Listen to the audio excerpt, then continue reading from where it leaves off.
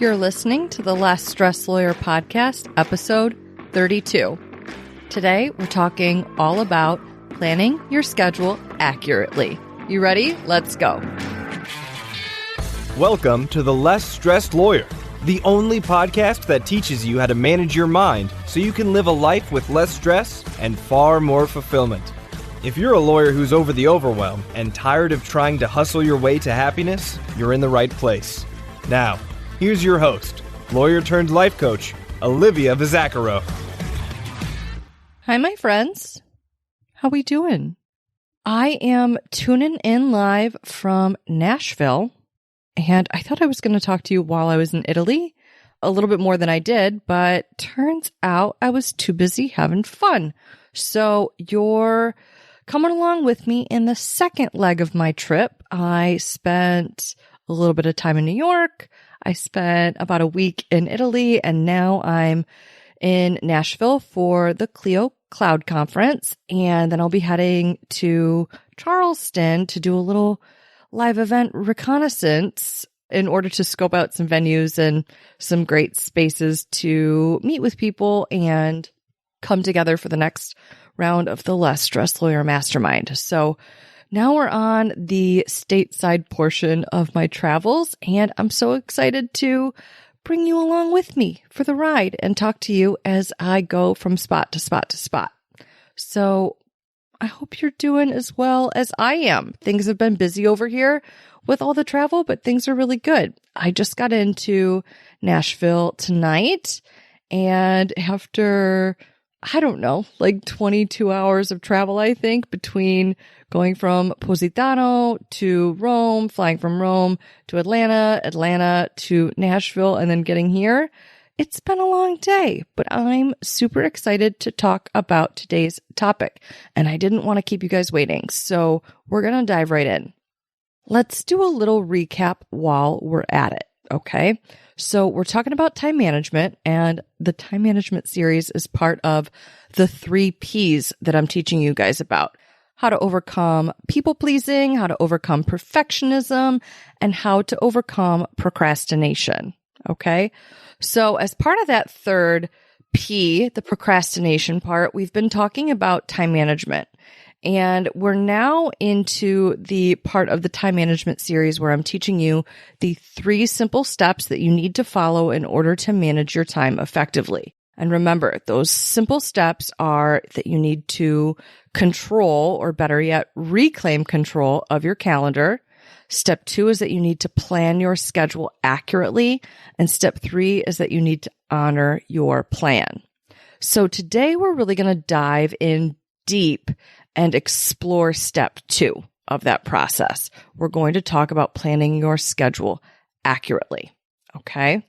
Now, I think out of the 3 steps, this might be my favorite step, and it's because it's the most numbers-based. For those of you who aren't fans of doing math, we're going to make a little love to some math in this episode, and you're going to be just fine. You're going to survive it. I promise. It's going to be okay. I actually think it's really important to underscore that time management is a math problem. It's numbers based, right? We're doing the addition, subtraction, and just the simple mathematics of how a numeric allotment of something works. We have a certain number of minutes, hours in the day, and we get to split them up however we want to. But we want to be really intentional with how we spend them. I always like to think of it like an allowance that you get for the day. And you want to be intentional with how you budget. I know a lot of people have an emotional response to the term budget, but a budget really is within your control to create. You get to spend your time allowance however you want. But there's definitely a numbers-based aspect to time management. Time management is a math problem. It's just made complicated by an unmanaged mind. So there's the math part of it, and then there's the mind drama. And the reason that I think step 2 out of the 3 steps is the easiest one to tackle is it's because it's the one that really focuses on the math, not the mind drama. When you're talking about reclaiming control of your calendar, you are typically talking about setting boundaries and saying no. There's a lot of mind drama that comes with that. It's very emotional for people. A lot of guilt, a lot of worry. when you talk about honoring your plan and sticking to your schedule, that's super uncomfortable for people. It requires you to feel confused and get started anyways, to feel overwhelmed and work through it, to feel bored or bothered and get to work regardless.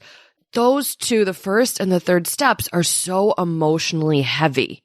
Lots of mind drama, lots of resistance.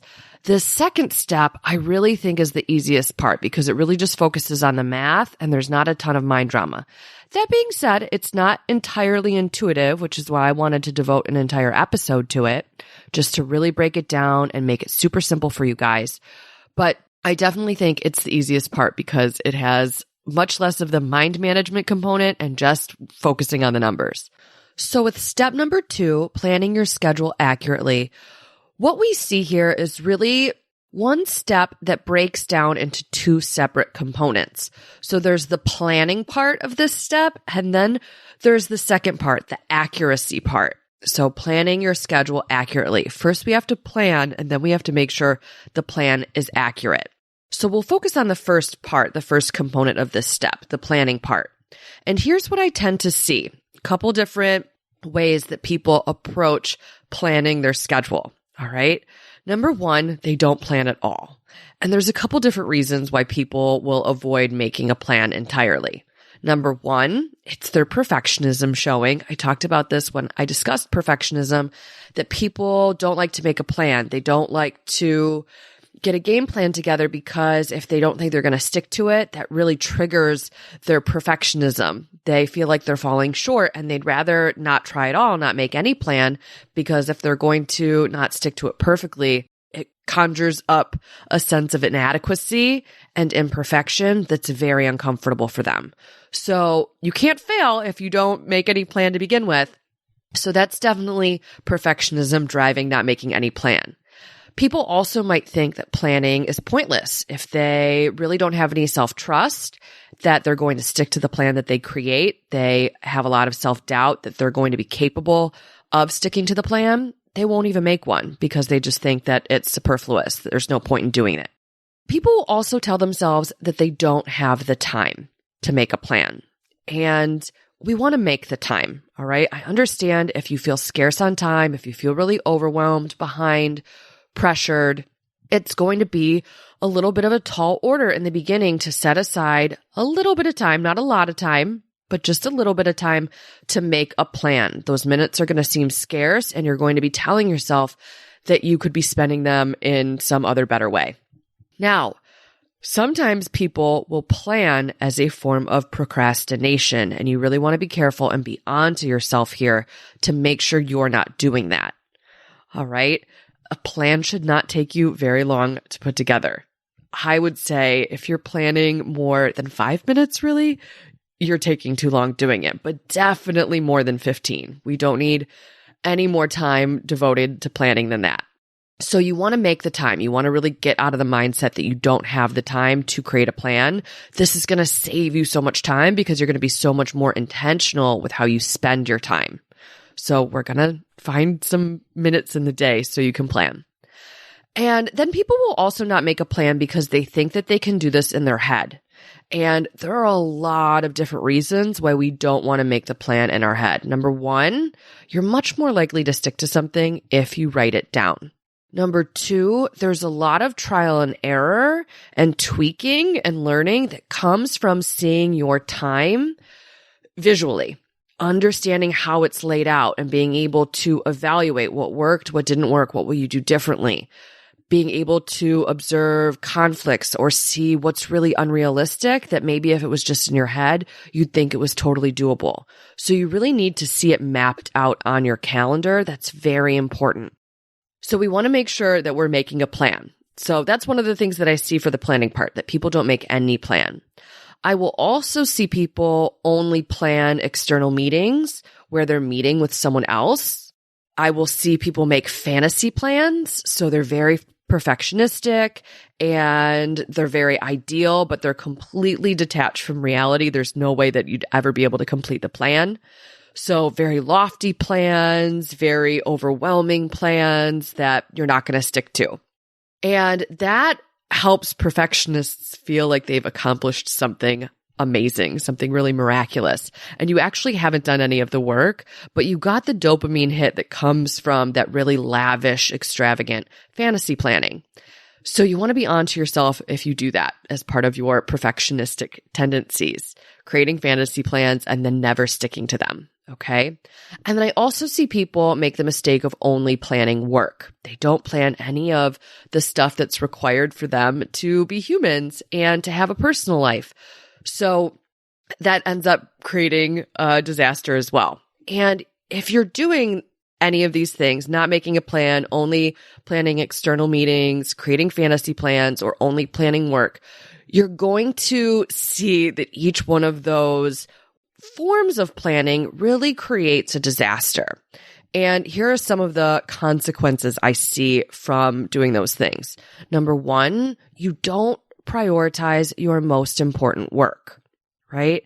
So if you're only planning external meetings or you're only planning when you meet with other people, that leaves off so much of the important work that you have to do. That's just work that you do alone. And if you're not factoring that into your schedule and making it really your top priority, it's going to be an afterthought and it's not going to get the time that is really required for you to do your best work. You will also see if you're only planning external meetings or you're only planning work that you're really double booking yourself a lot of the times. This also happens when you're not making any plan. You're doing the math in your head and you're probably doing the math wrong and you're double booking yourself. You're spending time in your email and you're not accounting for email. And you're thinking that you'll be using that time to be working on drafting a contract or writing up a brief or doing legal research. And you're not factoring in that you're going to have to take a break and go get a coffee throughout the day. So that counts as double booking yourself. You're doing both things and that time has to go somewhere. You're not going to be able to multitask. Multitasking is such a myth. So you're creating double booking. This also happens when you think that you're going to be traveling to work or traveling to meet someone when really it's going to take you longer to get ready in the morning than you anticipate because you're not doing the math right. You're not planning it out. So you double book yourself there between the personal and the professional. And ultimately what happens here is that you set yourself up for failure. You set yourself up to constantly be behind, to have a schedule that doesn't work for you because you're doing the math wrong when you're not planning, not putting things on your calendar, only planning those external meetings, only planning work, creating those fantasy plans that would never work out if you actually focused on doing the math right. You also never make time for yourself. If you're only planning work or only planning things that are external, you never make time for yourself. All of your individual needs end up coming last and they get left off. Again, if you do end up making time for some of them, you're double booking yourself. So then you're creating the problem of being behind. And the other issue that I see here is that you leave out things that you are actually doing. This also goes to the whole double booking concept. If it takes you 10 minutes to get dressed and get out the door and you're not realizing that it takes you 10 minutes to do that, you're leaving things out that you are not doing. It's going to take you 10 minutes regardless. You're just going to be behind schedule because you didn't account for those 10 minutes. Same thing if you have a meeting that's, let's say it starts at 3 p.m. and it takes you 5 minutes to walk to the meeting. I know this seems really obvious as I say it to you, it might. But if that's the case, this isn't obvious for everyone. And, you have to plan into your schedule that it's going to take you the 5 minutes to walk down the hall or to change floors or to get in the elevator and that there might be a little bit of a wait for the elevator or that you're going to take the stairs and that's going to take a few minutes. And you have to build all of that into your plan. And when you don't, you double book yourself and you end up making yourself behind. If you're someone who's chronically late, I have a lot of clients that really struggle with being timely, with being punctual. It's because they're double booking themselves. They're not paying attention to how long things take. They're not getting the math right. And like I said, you end up doing these things, but you're just not planning to do them. So you're always behind. So this leads to a lot of unnecessary stress, a lot of unnecessary frustration, a lot of unnecessary guilt, a lot of unnecessary worry and fear. It makes your life much more dramatic, much more chaotic, much more emotional. And that emotional weight can be really exhausting, right? It's such a distraction that really prevents us from doing our best work, from showing up at the highest level. We want to make sure that we're not doing this so we can live a much more intentional, calm, grounded life. That's such a gift that you get to give yourself when you really master time management. I remember I used to think time management wasn't sexy. And then I finally decided that I wanted to be someone who mastered this. And as I have mastered it, it is sexy to be someone who's calm all the time. It is sexy to be someone who's punctual, who doesn't feel messy or chaotic, who's not scrambling, running around, feeling really frantic. That feels terrible. And it's also how people experience you. I really have changed my thoughts about this to see that as being kind of sloppy and unintentional and unprofessional. And I wanted to become someone who was really polished, really sophisticated, really intentional with everything that they do. And like I said, I used to kind of think that that was boring, but I don't now. I think it's something that's really admirable and impressive. So you want to be careful of how you think about being someone who is scheduled. If you think really negative thoughts about it, you're never going to do it. So you want to make sure you're cultivating that mindset in order to set yourself up for success here. Now, once you've done that, once you've sold yourself on being someone who plans, being someone who's scheduled because you're convinced, and maybe you have to take my word for it, that's fine, but you're convinced or at least hopeful that I might be onto something, that it's a better way to live your life. It's a simpler, calmer, more polished, more professional way to live your life, and that it's something that you want to strive for and achieve. Once you get yourself there, then we get to undo a lot of these bad habits and start to implement a proper planning strategy. Okay. So here's what I teach my clients to do. Number one, and I think I've mentioned this already on the podcast, but I'm just going to restate it here. You want to have one to-do list. And I know you probably love your written to-do lists, but it's got to go. So you want your to-do list to be electronic. And this is why. Number one, you can copy and paste and reorganize things and delete things. And you don't have to keep rewriting the same list over and over and over again because you crossed half of the things off and then you want to make a fresh list and now you've got multiple lists and you can't keep track of your lists. That's so confusing. We don't want that. So you're going to create one electronic to-do list. I use the Notes app in my iPhone because it syncs with my computer. That's what's easiest for me. I want to be able to have access to it on my cell phone.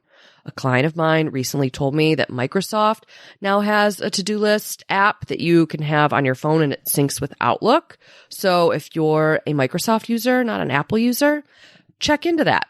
Look into it. See if that's an option that would work for you. But you want to come up with your one electronic to-do list. You're also going to have one calendar. I know people also don't love this because we love to have everything compartmentalized. I really don't think that works. I think it makes for a really cumbersome process and not all of your calendars end up talking to one another and it can lead to you getting double booked. It can lead to something slipping through the cracks and a conflict being created when it would have been otherwise avoided if you had just been using one calendar. So I use my work calendar for absolutely everything. My personal dinners with friends go on my work calendar. Everything syncs with my electronic scheduler, my Calendly. So my availability is always up to date and I never get double booked. That's really important to me to avoid those unnecessary conflicts.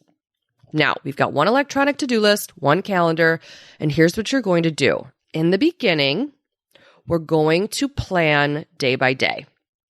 And you're going to plan a day in advance because you access a different part of your brain when you plan a day in advance. You use your prefrontal cortex, which is much more logical, much more supportive of your long-term goals, what you want to achieve in the long term, rather than the primitive part of your brain, which is what you use when you make decisions in the moment.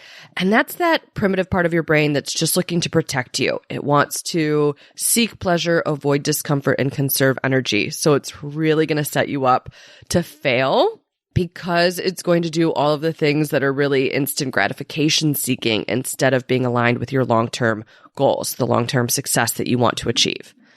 So you want to plan a day in advance, all right?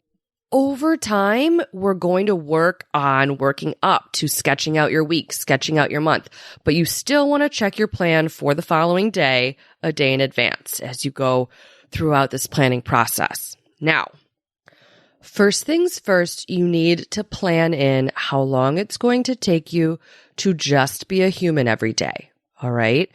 How many hours do you want to sleep on average? All right. You need to start to build in that structure to your schedule. Start there. How long does your morning routine take on a given day? And you want to be really honest with yourself about this. We're going to do some trial and error and gather some data. I'm going to talk about that in a second, but you want to start making a guess and putting in the amount of sleep that you want, how long it takes you to get ready in the morning, what you like to do in the morning. Are you a person that eats lunch? What do you do for dinner? How do you spend your evenings? What time do you go to bed? You want to start to put in these staples throughout your day, and this is going to give you a better sense of how much time you actually have to devote to work. I don't want you to look at your to-do list and say, this is what I quote unquote need to get done in a day, and then everything else is going to be an afterthought. It just doesn't work because you end up doing the humaning things anyways, and then you set yourself up for failure. You end up being behind. So we're not going to do it that way. We're going to plan for your life first, and then we're going to work into the schedule. Okay. Now, in the past, I did an episode on making decisions ahead of time.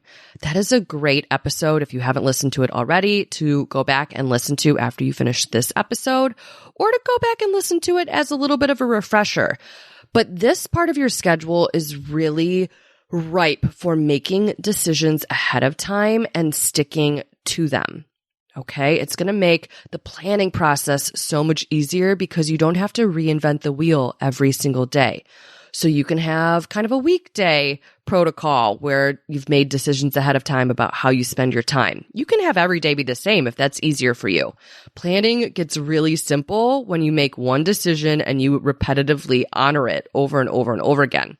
And again, it's not boring. I promise, even if it sounds boring, even if it sounds restrictive, it's not. It is really so freeing to plan your time this way. So let me give you an example of this, of making decisions ahead of time and building them into your process, building them into your game plan for the day.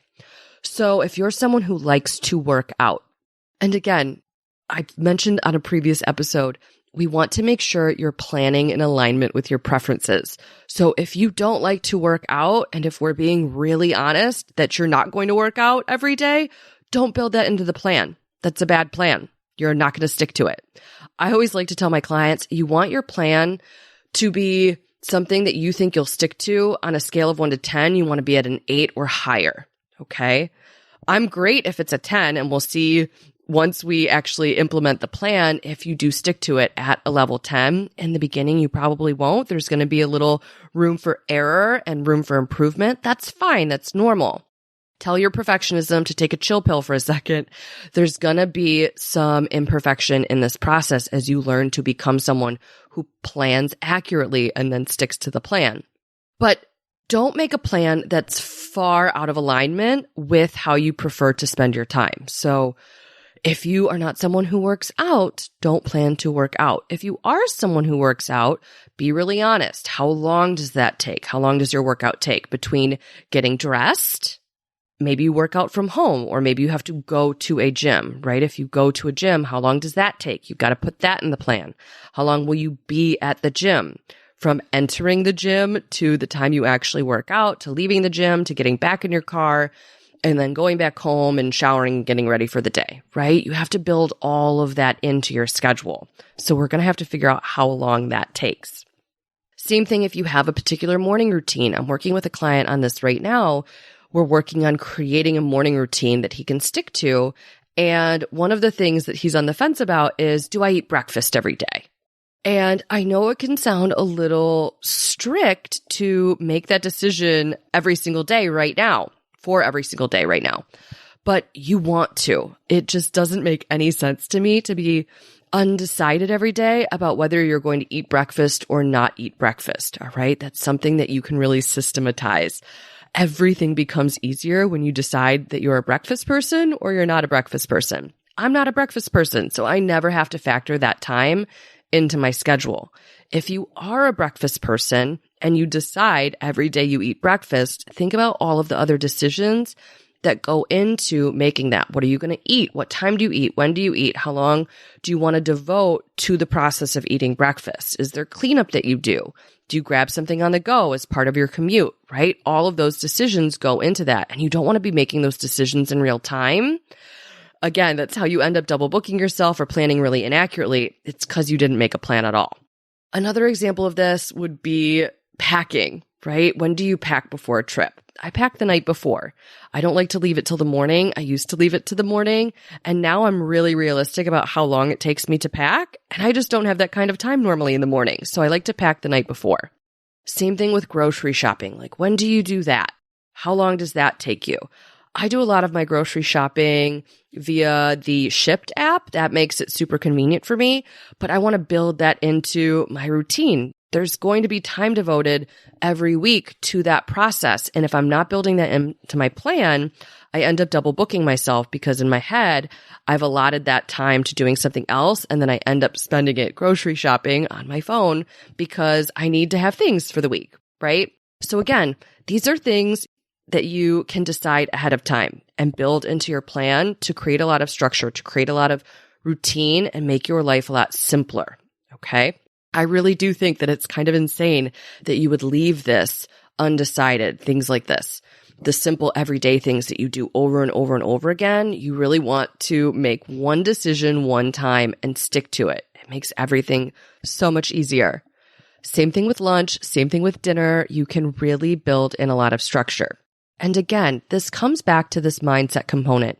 You really need to become someone who stops believing that there's benefit to living your life in a see-as-I-go manner. Okay? I used to think that being scheduled was really constraining and boring, and that I wanted to be more spontaneous and just go with the flow and plan as I go.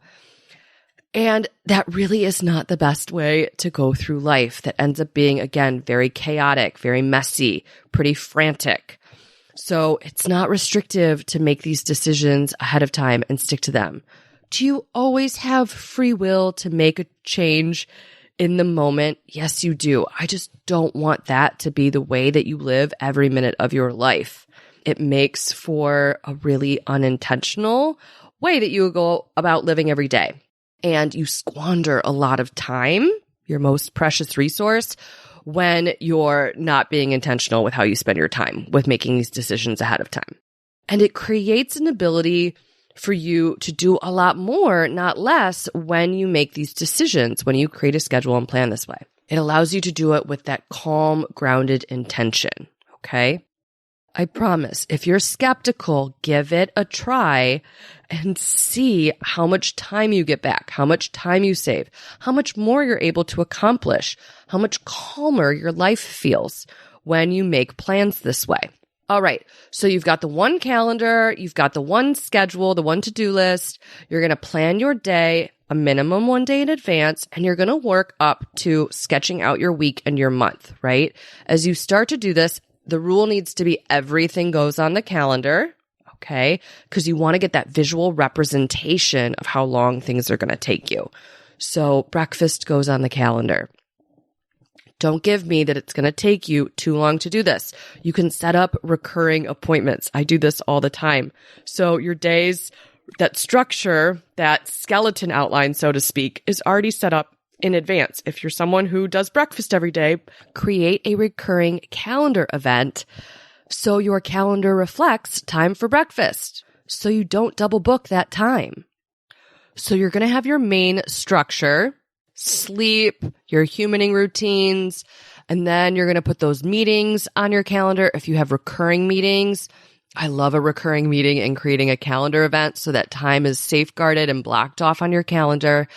And then you're going to start to see these pockets of time that you're able to do work in between those recurring meetings or one-off meetings. All of those go on the schedule. And my rule with those is that as soon as the need arises to create a calendar event, you create it.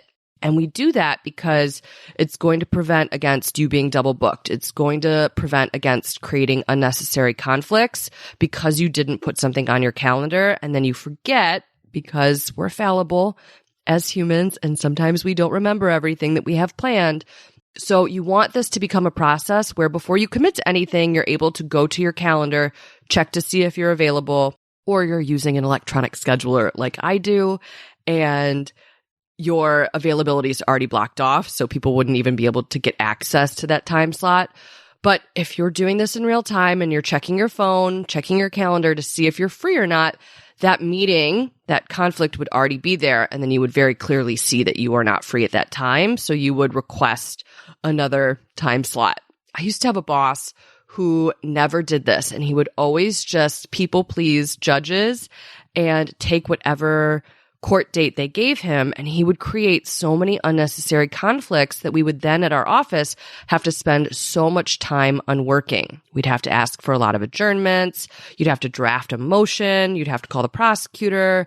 It created all of this busy work. You'd have to call the court in order to request the adjournment, in order to get a hearing date for the adjournment. It was such a nightmare, and it was completely avoidable. Such a time suck, completely unnecessary. All he would have had to do if he followed my system would be to check his calendar while in court, say, "Judge, that date doesn't work for me." The judge will not be pissed. They don't care. I promise you, they don't care. They would much rather you just give them your actual availability than to give an answer that's inaccurate, or for you to show up late because you double booked yourself and planned to be in two places at once. That's never going to work, right? So you would check your schedule and you would be able to see you're not free at that time, and you'd be able to give a time that you're actually available. Now, speaking of court hearings or things like that, if you have out of office meetings or things that require travel, you want to build in that travel time as part of your schedule too. My hairdresser is an hour away from me. He's a really good friend of mine, and I've gone to him for years now, and I need to factor into my schedule that it's going to take me at least 45 minutes. If there's traffic, it's going to take me longer. I have to build that into my plan. So not only do I block out more than enough time for my hair appointment, and I like to do that at the end of the day so I don't have anything after my hair appointment, just in case it takes longer, but I'm really conservative with how long I estimate that it'll take. I normally give myself a lot of time. And I also build in that it's going to take me about an hour to get there, just in case there's traffic, and then an hour to get home. So all of that goes on my calendar too. So if you have out of office meetings or meetings that require travel, hearings that require travel, you want to make sure you're putting in that travel time. I just had a conversation with a client of mine, and she realized that she wasn't doing this, and it always led to her being behind because people would schedule her back to back, people in her office, which goes back to reclaiming control of your calendar. But people would schedule her and they wouldn't factor in that she would need travel time in between these two meetings. And then she would end up being late for things because she didn't put that travel time on her schedule. So you want to make sure that you're planning your travel time. Now, as you start to do this, you're going to see these pockets of time start to appear between the meetings that you have, between your regular everyday routines as part of being a human. You're going to have these uninterrupted pockets of time where you're able to do work. I want you to start to get a sense of how long email takes you, because this is such an area where people double book themselves. They don't realize that they spend 3 hours a day reading, responding to emails. Okay, so they plan, let's say, after you've created your structured skeleton, you have about 7 or 8 hours of uninterrupted time where you're able to do focused work. Okay. And you'll also see if you have a lot of meetings scattered all over the place, can you consolidate that? I've talked about this before with making decisions ahead of time and constraining when you do things. This is why we want to be doing that. It makes it's so much easier for you to have these big chunks of time where you're able to do really deep, focused work rather than jumping kind of in a scattered, frantic manner between one thing and another thing, constantly interrupting yourself, not really allowing yourself or creating any opportunity for you to do that really deep, focused, uninterrupted work. So these pockets of time should start to appear to you, and you're going to get a general sense that on a given day, you have a certain number of hours to play with here, okay? For a lot of my clients, it's somewhere around between 6 to 8 hours, depending about how long you're willing to work. Now, if you're someone who spends, like I said, close to 3 hours a day reading and responding to email, you want to build that 3 hours into your schedule instead of planning 8 hours of deep, uninterrupted work on projects, on substantive assignments, and then not factoring in any of the 3 hours that you'd be spending on email, right? If you plan 8 hours of deep, substantive work, and then you also end up spending 3 hours of time on email, you're either going to be working 11 hours instead of the 8 that you planned, or you're going to work the 8 hours, but you're only going to get 5 hours of that deep, focused work done. And you're going to spend the other 3 hours on email, and then you're going to get to the end of your day and feel really behind. And that feels terrible. So that's really what we're trying to avoid here by planning. Now, once you see these pockets of time, you've built in your email, you've planned for that, you're going to see how much time you have left over in the day for those uninterrupted tasks, that deep work, okay? And maybe it's 5 hours, maybe it's 6 hours, whatever it is, depending if you have a really heavy meeting day, it might be a lot less than that. But what you're going to do is you're going to take a look at your to-do list, and then you're going to start putting like puzzle pieces, like little bricks, like Legos. You're going to start putting those tasks into those free chunks of time on your schedule. Now, this is where the accurate piece comes in, the second component of the second step to managing your time, planning your schedule accurately. We want to make sure you're doing this accurately. So what you're going to do, you're going to look at that to-do list, and you're going to estimate how long things take you. Okay? And we're not going to use really vague descriptors like a long time or a while or that'll be fast. We're actually going to estimate in the number of minutes or hours. Okay? And if you're not sure how long something takes you, we're going to take our best guess. All right? I really want you to think of your schedule, this part of your schedule. It's like you're working on a puzzle or playing a game of Tetris, right? We're making these little building blocks fit together. And as you do this, you're really going to start to see as you estimate and plan and take a guess for how long things are going to take you. And then you compare it because you make your schedule and then you see how you did for the day. And it's going to be this trial and error process for a little bit. You're really going to start to see, A, how much you're double booking yourself. And you're not actually seeing that right now because you're not putting things down on your calendar. So you're going to become acutely aware that you're double booking yourself, and you're going to see how inaccurate your math has been in the past. And it's going to make sense to you why you feel so behind, why you feel so rushed all the time, why you feel overwhelmed, why you get to the end of your day constantly feeling behind and feeling really unaccomplished as a result. It's because you've been doing the math wrong. So we're going to start doing the math right. And don't tell me you don't like math. It really is the secret to time management here. So we got to make love to the math part. Now, as you start to do this, you're going to take a guess about how long things take you. If you really have no sense of it or you haven't done something before, you're going to take a guess. And then I love to tell people to double it because we're just horrific at understanding how long things take us.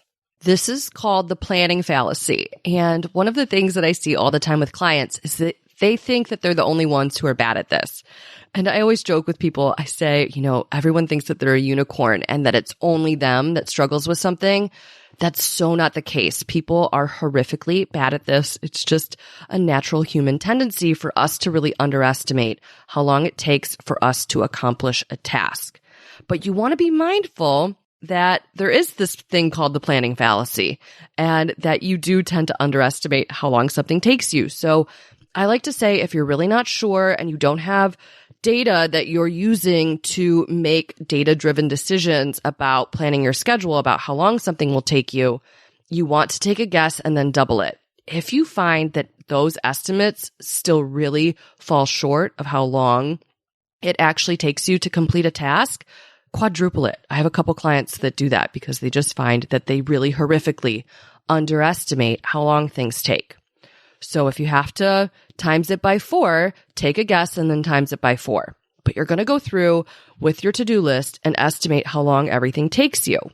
And then you're going to see what you can accomplish in a given period of time. And you're going to place those items from your to-do list into your schedule for the day. So if you have 5 hours of uninterrupted time to work on things, you're going to find 5 hours, or really even better, like 4.5 hours, because you might take a break. You might have an interruption. I teach my clients to build in a little flex time into their schedule in the afternoons, just in case something unplanned arises. It doesn't screw up your schedule for the day. But if you've got about 5 hours of extra room to work with, you want to plan about 4.5 hours worth of tasks. And then you build those in, put them on your calendar. That's your game plan for the day. That's how this works. Now, initially, you're going to be really underwhelmed with what you can accomplish in a given day. I remember when I started to practice planning my schedule this way, I was really disappointed at first with how little I could accomplish in a given day. I wanted to be able to do essentially like 3 times as much as I could actually get done. But you have to make peace with time. I tell people all the time they're really mad at time and the reality of what they can accomplish in a given time period. So we've got to make peace with this. We've got to come to terms that it's a little underwhelming what we can accomplish in a 24-hour period. Now, the best way to get the most done is to plan in the way that I'm teaching you to plan. It's going to set you up to get the most accomplished, to be the most efficient, to be the most productive. But you also may still be a little underwhelmed. I have people tell me all the time they make these fantasy plans and they're like, I have to get all of this stuff done. And I always tell them, do you know how I know that's not true? Because you just planned like 20 hours worth of work and you're probably only going to work for 8 hours today. So 12 hours of it isn't actually going to get done today. So you're lying to yourself saying it needs to get done today, but it doesn't actually need to get done because it's not going to get done, if we're being really realistic. So again, that goes back to that concept of rating your game plan on a scale of 1 to 10. How likely are you to actually accomplish it? If it's not an 8 or higher, it's a bad plan. Now, a couple episodes ago, I talked about the 3 skills that I really wanted you to cultivate, to access, to bring with you as we worked through these 3 Ps. I taught you that I want you to be resourceful, patient, and coachable. Okay. And that those are really the qualities that you need to exhibit as we work on solving and remedying these bad tendencies, the people pleasing, the perfectionism, and the procrastination, the bad time management skills, because this isn't going to be an overnight switch, right? There's going to be some trial and error. So I really want you to tap into those 3 qualities as you go about learning this second step in managing your time and planning your schedule accurately. They're going to come in big time here. It's going to be really easy for you to throw your hands up in the air and say, Olivia, I don't know how long something takes me. This is too hard. It's too hard to figure out. We're not going to do that. You're going to tap into your resourcefulness. You're going to take a guess, and you're going to use whatever data you have available to you to make an educated guess of how long something takes you. Okay. And again, as we start to make these plans and then implement them and evaluate, your accuracy is going to increase. Your planning is going to get so much better, so much more accurate, so much more realistic and reliable. But there's going to be a little bit of trial and error. So that's where that patience is going to come in, where you just have to be willing to go through this learning process. It's not going to be an overnight process. It doesn't need to be. It's okay. All right. You're also going to tap into your resourcefulness when you're taking a guess. All right. Like I said, everything takes longer than you think. If you don't know, double it or times it by 4 just to be really conservative. And also use context clues. If you've done things that are similar to the task at hand, but this is the first time you're doing something, again, make that educated guess. All right. Now, you're going to want to fight me on some of the things that I'm telling you in this episode. I want you to tap into that coachability, really show up to doing this work with me in a very coachable manner. Don't fight me on the things that I'm telling you in this episode. I get that it's a new way of doing things for you. I get that that might be a little bit uncomfortable, but you guys, I have dedicated years and years and years to figuring this out. I used to be so bad at it, and I am so good at it now. I've dedicated so much time to solving this time management problem, to really understanding why people struggle with it, why I used to struggle with it, and figuring out a system that actually works, okay? It is simplistic. It's not complicated, but it's not completely intuitive. There's going to be some trial and error here. So I want you to not fight me. I want you to tap into your coachability. Trust me. Keep an open mind. I know what I'm talking about. I follow this exact same structure, and I teach my clients this every day. It works. I promise you. So be resourceful, be patient, and be coachable. All right. Now, as you do this, you've created a plan. You've taken your to-do list. You've found the remaining time that you have left over after the humaning, after those external meetings, after those planned items on your schedule, and you've planned in that to-do list item one after another, one after another, one after another until you filled up your schedule. Okay. Now you've got a plan for the day. You're going to do this every day. I have explained it in a very drawn out manner to be very specific and give you everything I possibly can to set you up for success. It will not actually take you this long. This episode is a lot longer than the planning process will take you. And if you're doing this day in and day out, you're going to start to, again, create that skeleton structure, create that routine. You're going to get in that habit of having all of those external meetings on your schedule. So these pockets of time are just going to become filled in. So your planning process is going to get shorter and shorter and shorter every single day, which is such a treat you get to give yourself. And ultimately, what you'll end up working up to is really just a system where you're able to plan a little bit every day, those free pockets of time based on your to-do list. And then I like to, once a week, do a little bit of a review. I look at the week ahead and I resolve conflicts. I like to do this on Sunday. I see my 7 days ahead of me that are coming up, and I just review for conflicts. Are there any double bookings that I need to resolve? There shouldn't be, but I like to just do a quick review. All right. Now, once you've got your plan, then it's time to implement it. You're going to implement every single day. And in the beginning, for a couple months at least, because we're making a 1% improvement every day. That's really our goal here. What you're going to do is you're going to put the plan into action. You're going to implement it, and then you're going to audit, you're going to evaluate, and you're going to adapt.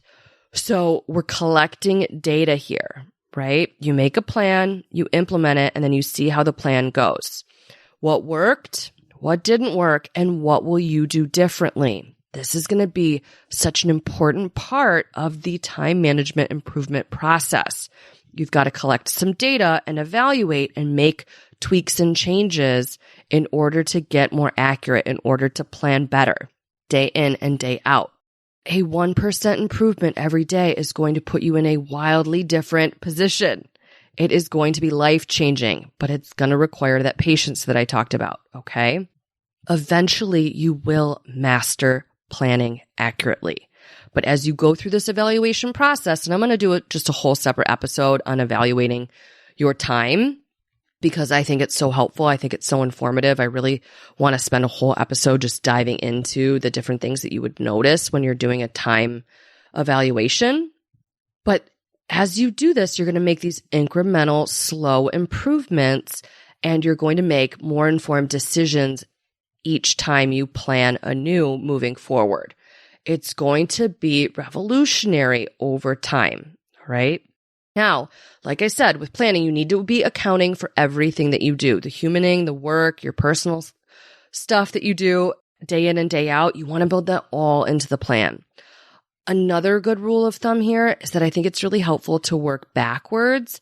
I also think it's very helpful to break down a list that goes into accomplishing one task. So when I said earlier, working out, break down all of the individual steps that go into that. If you're talking about eating dinner, what goes into that? If you're ordering food, you're going to have to look up the food on DoorDash, then you're going to order, and then you're going to have to wait for it to get delivered, and then you're actually going to have to eat. All of that takes time. All right. When I do social media marketing, I plan in how long it's going to take me to write the post, and then I have to post the post, and then I want to engage with the comments that I get. I build all of that in. When I do webinars, I know how long it's going to take me to write the webinar, and then I do a flip chart. So I have to put the flip chart together, and then I know how long it's going to take me to actually prepare as far as like getting myself ready, shower, makeup, hair, all of that stuff, getting dressed for the webinar. All of that has to go into my game plan. All right. Same thing with getting ready in the morning. There's so many different individual tasks. How long does it take you to shower? How long does it take you to brush your teeth? How long does it take you to do your makeup or shave? How long does it take you to pick out what you wear and then to get dressed, to make coffee? You want to factor all of that in. This may sound onerous or daunting. It's not. It's just making really informed, data-driven decisions, which is ultimately what you want to be doing to plan your schedule very accurately. And like I said, we're just going to make a plan, implement it, see how things go, and evaluate, and make constant tweaks and changes until you're able to do this really accurately. All right. That's what I've got for you in this week's episode. You might have to listen to this one a couple times. That's okay. Go back. And also, like I said earlier, go check out the constraint episodes and the episode on making decisions ahead of time. It really ties in to this concept of planning your schedule accurately. But you're going to work on making the plan, and then you're going to work on getting really clear on the math in order to plan accurately. And we're just going to keep making tweaks and changes and get 1% better, a little bit more each day. Over time, you will be in a wildly different place with time management. You're going to become someone who's really punctual, really accurate with how they plan their time. And that is going to be such a gift that you give yourself and everyone else that you interact with, because it's so lovely to be someone who's punctual, to be someone who can stick to a schedule, to be someone who isn't constantly late or constantly frantically running from one thing to the next. You're going to be someone whose word really means something. And that's so professional. It's so polished. It's so responsible. And again, if you haven't thought that that's sexy in the past, you really want to make sure you change your mindset on that. Because if you don't, you're not going to be someone who does this. You're not going to want to stick to it because it's going to leave a bad taste in your mouth. You're going to think that it's a little unpalatable. All right, that's what I've got for you guys this week. I can't wait to talk to you about the third and final step in next week's episode. In the meantime, have a beautiful week. Thanks for listening to the Less Stressed Lawyer podcast. If you want more info about Olivia Vizzacaro or the show's notes and resources from today's episode, visit thelesstressedlawyer.com.